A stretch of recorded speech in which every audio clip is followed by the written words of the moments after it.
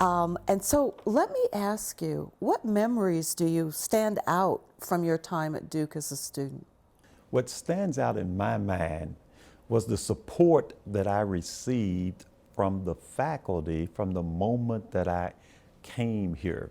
I arrived in August 1974, and as is common among many graduate students, I was scared to death. I just knew that Duke had made a mistake. But right from the beginning, the director of graduate studies was Ann Scott, who was a preeminent scholar of women in the South. And after talking with her, she said to me, "You're going to make it here as easily as anyone we've ever admitted to the PhD program." I was shocked, I was stunned, I was excited. But her comments typified what other faculty said to me. And so consequently, they were so supportive of me, and that's what stood out. And it made me realize that I was not pursuing this by myself, that the faculty cared deeply for me. Is that one of the reasons why you decided to come to Duke, or you didn't know that at the time? I didn't know that. I had been an undergraduate, and I had also received my master's degree from the University of Kentucky. The University of Kentucky had a very strong faculty in Southern history. Well, unknown to me at the time when I was an undergraduate, several of those faculty members were graduates of Duke University, led by a man named Thomas D. Clark, who would write 15 or 20 books and would be active as a scholar until the age of 101. He was a Duke graduate, and so they told me about Duke. They said Duke University, coupled with the University of North Carolina, which was also strong in Southern history, had great research materials in both libraries. But they said, if you apply to both and are admitted to both, go to Duke. Duke is clearly one of the best places in the country to do history. So that's what attracted me to Duke University. Now, you mentioned Anne Fryer Scott. I always mispronounce her middle name, as somebody that influenced you. Who else? What other faculty in history? Okay. Well, Duke University at that time had one African American faculty member. His name was Raymond Gavins. Well, Duke had admitted 6 or 7 other African American students, and all of us wanted to study with Ray Gavins. Well, of course, Gavins couldn't take everyone, but Gavins said I was one of the persons he wanted to work with him. In addition to that, Duke had, all of these were young people. They were 7 or 8 years older than me. Bill Chafe was a young scholar involved in race relations, but also involved in social history. They had a young scholar by the name of Sidney Nathans, who most definitely, his work was in the mid-1800s, but again, it touched on social history. And they had a young scholar whose book had won a major prize named Peter Wood, whose book on slavery in colonial South Carolina had set the profession on its ears. And I might add, 50 years later, this book is still highly respected. So those scholars made an impact on me. Plus, there were several senior scholars. Robert Durden, well known in Southern history. Even though I didn't take classes from him, he was a person who I would talk to. And every incoming student in American history had to take a history methodology course from a man named Watson, Robert Watson. And he was very influential because he made me document every comment I ever made. That if you said anything, what historical source are you using? And are you looking at it from more than one perspective? So these were the scholars. And then one final scholar, there was a person who came in at the same time as Bill Chafe, but he was older than them. He had been a newspaper reporter for a radical newspaper in Texas called the Texas Observer. His name was Lawrence, they called him Larry Goodwin, who wrote a prize-winning book on the populist movement where black and white lower-class people in the South had united for a period of time in the 1890s. And Larry Goodwin said something that struck me.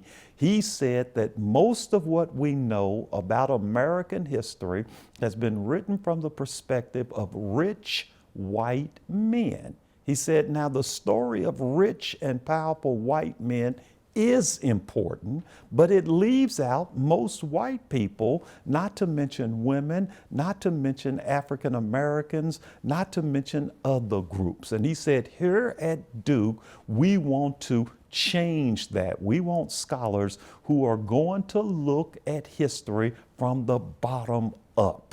That greatly appealed to me, that it is important to know about Thomas Jefferson, George Washington, Abraham Lincoln, but it's also important to know about the enslaved people. It's also important to know about the common people. So these scholars greatly influenced me, and to this very day, my students still hear those names of these scholars. I talk about Ann Scott's work, I talk about Peter Wood's work, I talk about Larry Goodwin's work. So who were some of your colleagues that came in with you? Okay. A person who I am now on the faculty with is a man named Albert Broussard. Albert Broussard had been an undergraduate at Stanford. And in fact, when I was admitted, no exaggeration on my part, the other people they admitted had been to Harvard, University of Chicago, Stanford, and me from the University of Kentucky. Not putting Kentucky down, but these were very prestigious schools. Well, Al Broussard said he was going to do work on blacks in San Francisco. I looked around and said, well, why don't I do work on blacks in Louisville, Kentucky? Same time period, different place. He was there. A young man named Scott Ellsworth came during those years, and he would do work on the race riot in Tulsa, Oklahoma. He was here at that time. Then there were a number of other individuals, a number of women. What I found very impressive about Duke was that of the cohort of black students who they admitted, I was like in the third group. They probably admitted a few people as early as 1970, 71, 72, and so forth. More than half of them were women. And so consequently, I, who was a scholar of race relations, had not thought much about the role of women in general. But by the time I left Duke, while I was still a scholar of the black experience, more and more I talked about the experience of African American women and then women overall. And later that would influence me when I became an administrator, because I realized more needed to be done with making sure that women had the same opportunities in administration within the academy as men had. Now, you've written 3 books. Tell us a little bit about your research. Okay. You started, but... Right. I mentioned that my dissertation was on the black community of Louisville, Kentucky. And I always say, if you were to look at my dissertation, it covered the years 1890, 1930, a very concise period of time.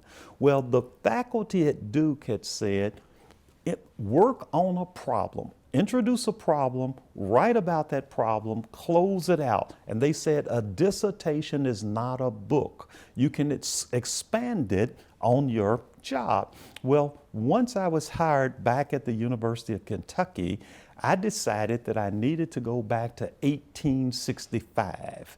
And so my book on blacks in Louisville, Kentucky, it's entitled Life Behind a Veil, that blacks in Louisville, Kentucky, that they could see the world that white Louisvillians lived in, but that world was closed to them.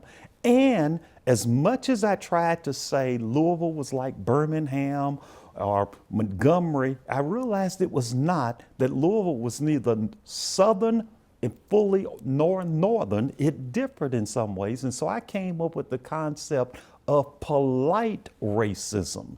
Now, if you compare polite racism to the brutal, in-your-face racism that was occurring in Montgomery, in Birmingham, in Mississippi, you might on the surface say, I would prefer polite racism, which meant giving blacks a high school when in many places they had no schools in other places. But the polite racism lulled both blacks and whites into thinking they could not improve.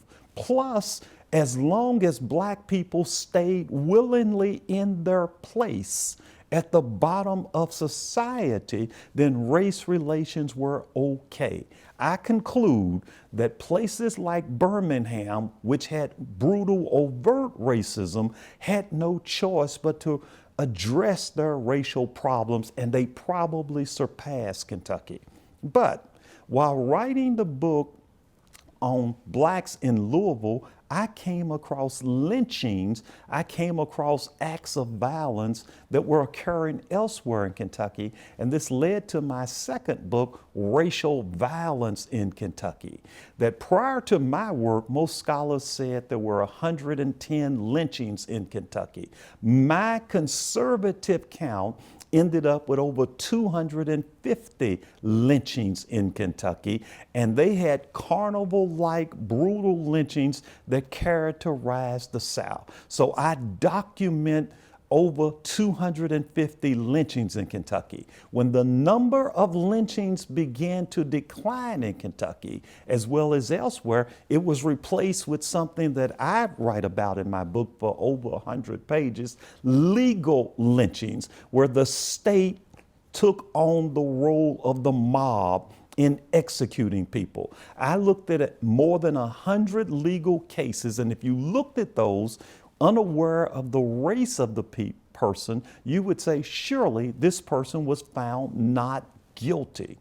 So many black people were executed in Kentucky immediately after their trial that Kentucky came up with a 30-day cooling off period that said a trial cannot last just less than an hour and then executing the person. But then you read where the judge said, we waived that anyway because of the hostility of the mob. There were several instances where the judge said, you have a choice. Plead guilty and we will execute you. Plead not guilty and we'll turn you over to the mob. You would say, well, what's the difference? The court would at least not cut your fingers off. The court would not burn you alive. So people pleaded guilty and were executed. The third aspect of the book, you look at Kentucky immediately after slavery. Black people live in all 120 counties. By 1900, there are at least 50 counties that black people don't live in. They had been forced to leave many parts of Kentucky, leaving behind their land. This would occur in Kentucky until my lifetime. There were places in Kentucky that black people could not live in as late as the 1970s. So my book, Racial Violence, Lynchings, Mob Rule, and Legal Lynchings. That would lead to my third book, which is a book on the civil rights movement in Kentucky. I start by the 1890s, where black people are completely segregated and discrimination against, culminating in the Berea College case of 1903, where black people were forced to no longer attend this private school Carter G. Woodson had actually attended Berea College. And so for more than 50 years, no one black could attend Berea. That was symbolic of what was happening in Kentucky. So I then talk about all the way down to the 1980s and the civil rights movement. I end by saying that eventually black people obtained the rights in Kentucky that they had elsewhere, but every step of the way was a hard fought battle. And once black people were given that right, many other people would turn around and say, we did the right thing. But they did the right thing only because they were forced to do so by the courts. So those are my 3 books on race relations in Kentucky. I might add that at some point after I finished those 3, I looked at what I had done and I said someone could read my work and decide that whites were villains and blacks were victims. And I said, well, that might have been true in the context of Kentucky, but if you broadened it, you might come away with seeing that it's about power versus powerlessness. So beginning in the 1990s, I started going abroad, first to Germany to visit a Dachau concentration camp. And over a 10-year period, every summer, I visited concentration camps in Eastern Europe, culminating by spending 2 weeks in Poland, where I went to Auschwitz concentration camp, to Krakow, to Warsaw, and that type of thing. Then after that, because my goal was to try to understand power versus powerlessness in other contexts, I started going to Australia to see what happened to the Aborigine people there. Interestingly, in March 2008, the Australian government issued an apology to the Aborigine people, something that I had been wondering when the United States would get around to doing to its former enslaved people. After spending time there, I then went to Brazil to try to understand race relations primarily in Sao Paulo and Rio de Janeiro, Brazil. I then, saved for last, traveled to South Africa. So over a period of years, I've gone to South Africa. My goal is to write a comparative work on race relations, doing something that a person whose work I greatly admired, a sociologist from Howard University named Edward Franklin Frazier, had looked at race relations in the United States and had done some work on Brazil. So that's a goal, and that's where my research is now moving toward. Now, I'm going to read your book on Louisville because my father's family is from Louisville, Kentucky, and he went to Central Colored High School. That's exactly right. That's on the cover of my book. And then Central Colored High School. And then he went to Louisville Municipal College. I know those places. You know, and Kentucky State. So Know all of those places. Very yeah, well. yeah. So you came back to Duke in the mid-1990s Yes. as a Keenan Professor of American History. That's right. What drew you back? First of all, when I was at Duke, the only job I wanted was to teach history at the University of Kentucky, my home institution. I was fortunate enough to get that job. Then, at age 30, it dawned on me, other than having lived in North Carolina for 3 years, in Kentucky, I hadn't been anywhere. And I wondered what would happen if I went someplace and nobody knew me in that regard. So I started looking for another job just for that reason. And that took me to the University of Texas at Austin. I thoroughly enjoyed. I was there for 13 years. And after a while, I said, I'm not going anywhere else, except Duke University. But in reality, there was no reason for Duke to hire me. They had the preeminent scholar in the country in John Hope Franklin, and then where most universities said they could not find one person to teach Afro-American history, Duke had 3. Well, in the 1980s, John Hope Franklin started coming to the University of Texas to use their archival information on runaway slaves and the Natchez Valley and all this kind of thing. And so we met each other. Of course, I'd always known him. He hadn't known me. And we developed a relationship, so much so that every time he would come to Austin, he would look me up, we would have dinner, and all of this. Funny story, on one occasion, John Hope Franklin called and asked when would I be there. And he was told that I was on vacation. Then he said, well, I'll call him when I get back. The very next day, I was in the Bozeman, Montana airport, getting ready to leave to go back. He walks going in. fishing. Absolutely.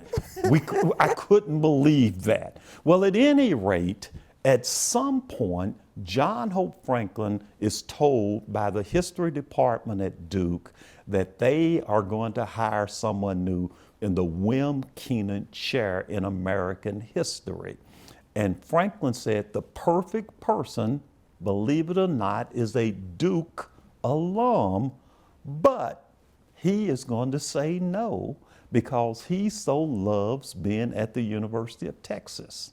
Well, Duke contacted me and they offered the position to me. By then, in my life in Texas, my wife and I had just built a new home. We had not even put pictures on the wall.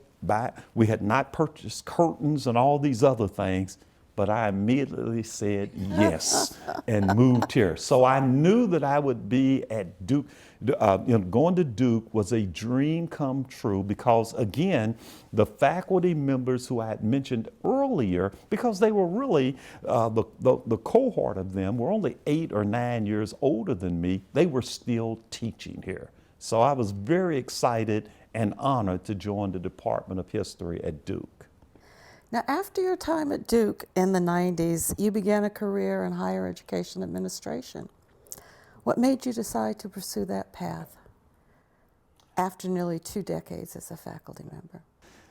Even though I thoroughly loved being a history faculty member, even though I wanted to mimic, I wanted to be just like John Hope Franklin and write a number of books, I had always been interested in public history, that I had always wanted to find a way to broaden it, to have more people engaged in it, number one. But number two, by then, I was very concerned about the role of women, first in history departments and then in the larger university.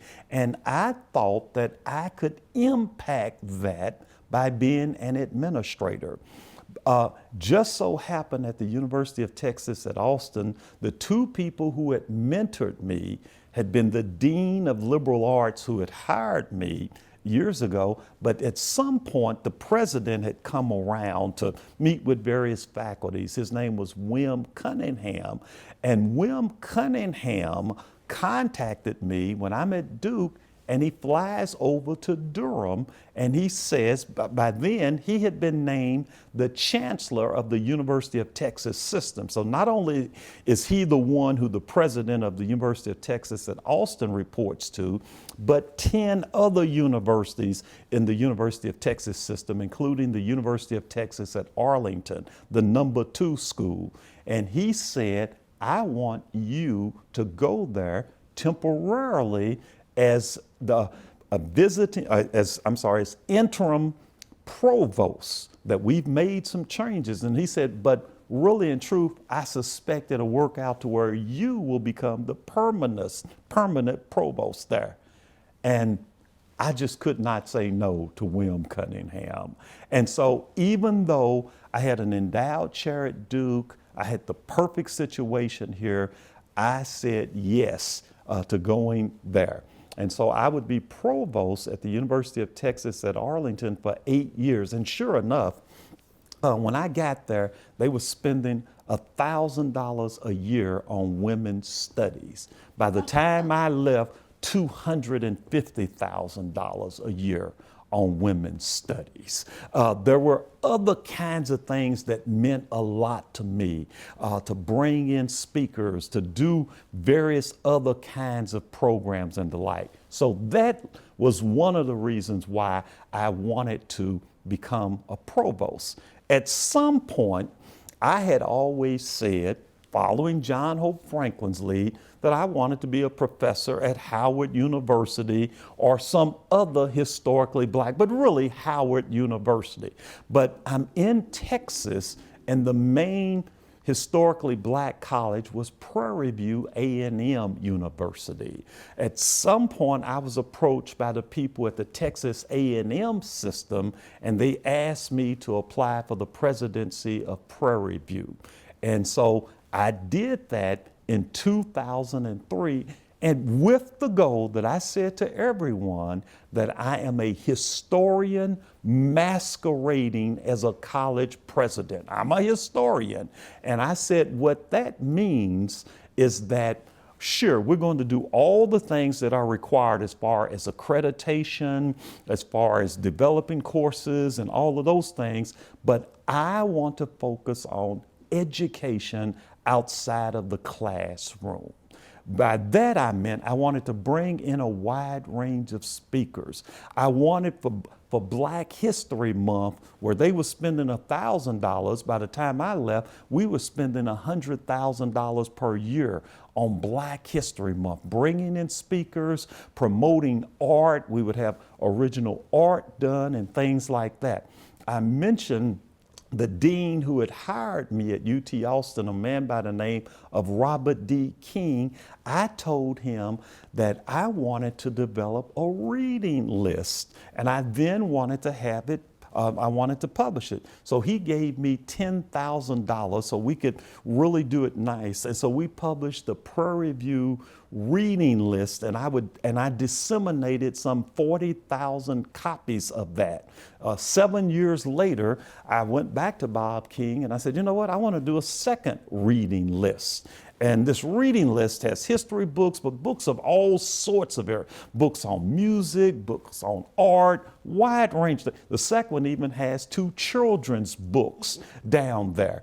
And so that to me was education outside of the classroom, though it obviously reinforces the classroom.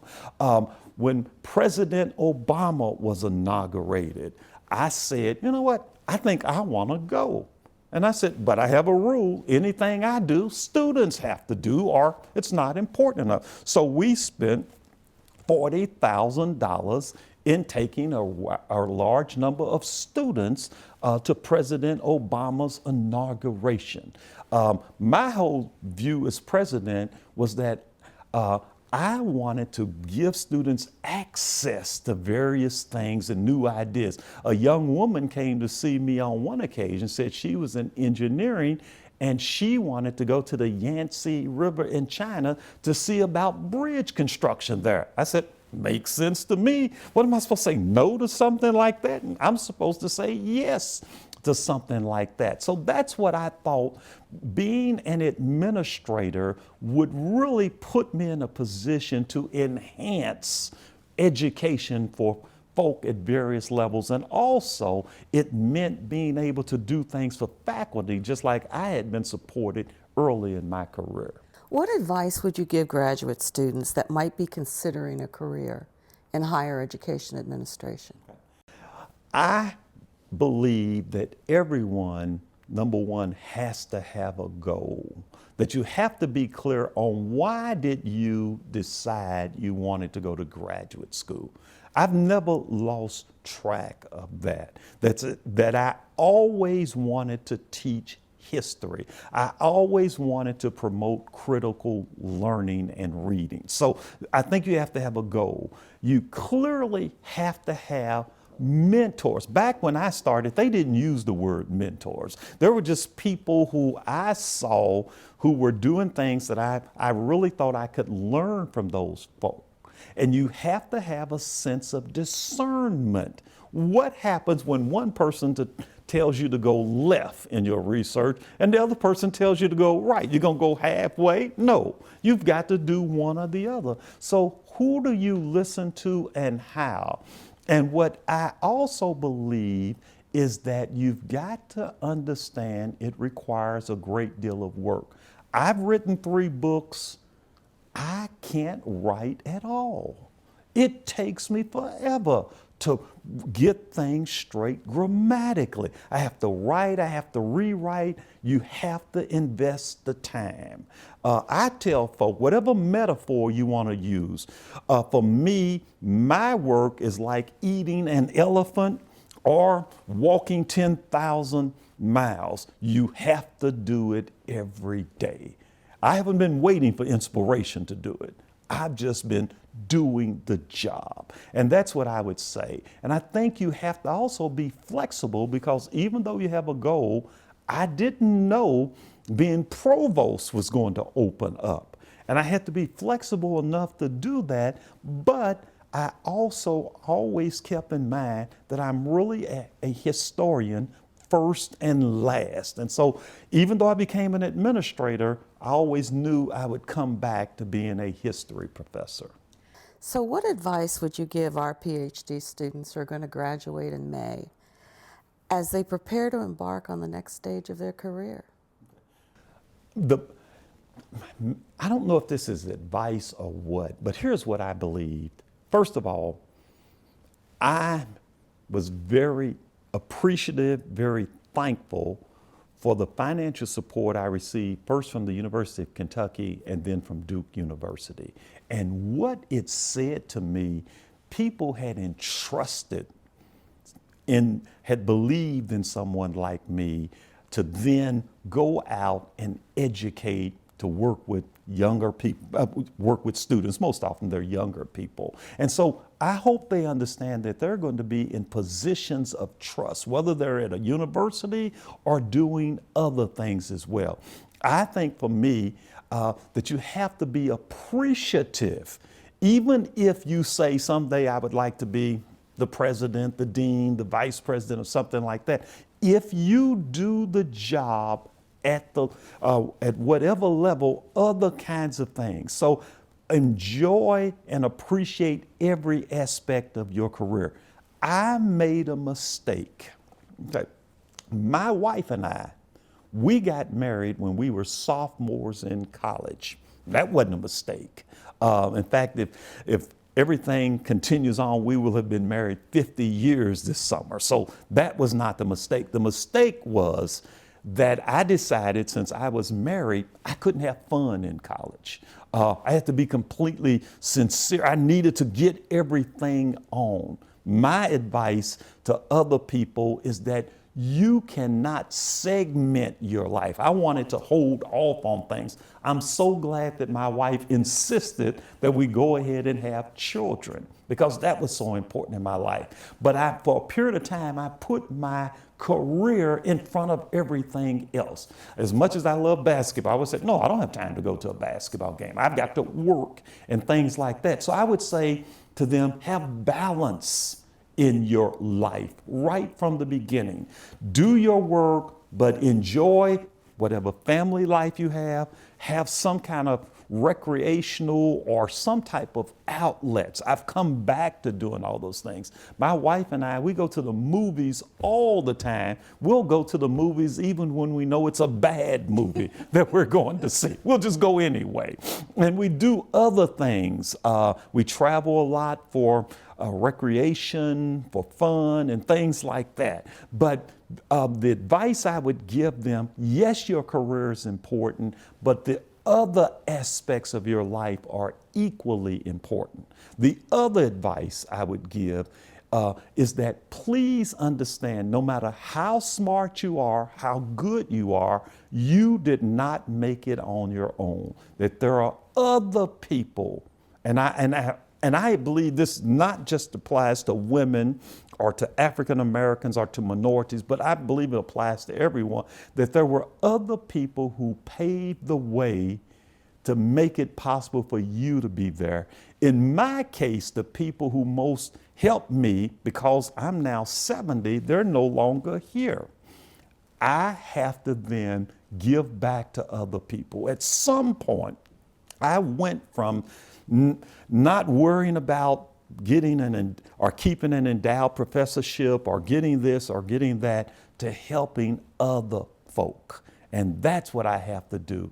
I've got to make sure that other people have the same opportunities that I had. So I would advise these people who are finishing, yes, to pursue your careers, but what are you doing to help other people? What good is it for you to have this degree, for you to have this position, if you're not somehow benefiting society? Is the world better because you have whatever advanced degree from Duke University?